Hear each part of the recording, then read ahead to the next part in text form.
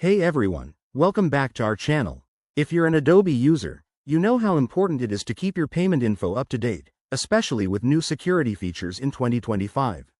In this quick tutorial, I'll walk you through how to change your payment method on Adobe step by step. It's straightforward and will only take a couple of minutes, so let's dive right in.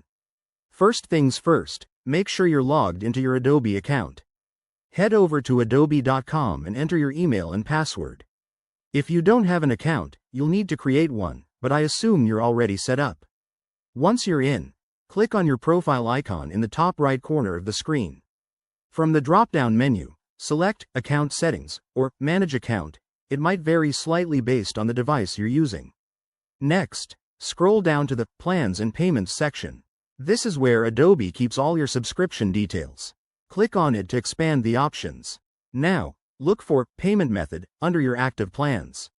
You'll see your current method listed, like a credit card or PayPal. Hit the Edit or Change button next to it.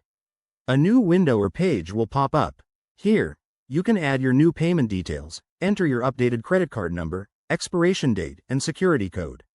If you're using a different method, like a new debit card or even Apple Pay if available, select that option. Double-check everything for accuracy to avoid any processing errors, then click Save or Update. Adobe might prompt you for a verification code sent to your email or phone, so keep an eye out for that. Once it's confirmed, head back to your account summary to verify the change.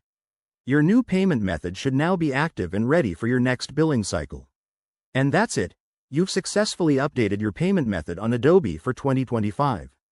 This simple tweak can save you from headaches down the line, like declined payments. If you run into any issues, Adobe's support team is top-notch. Just check their help center. Thanks for watching. If this video helped you, hit that like button and subscribe for more tech tips and tutorials.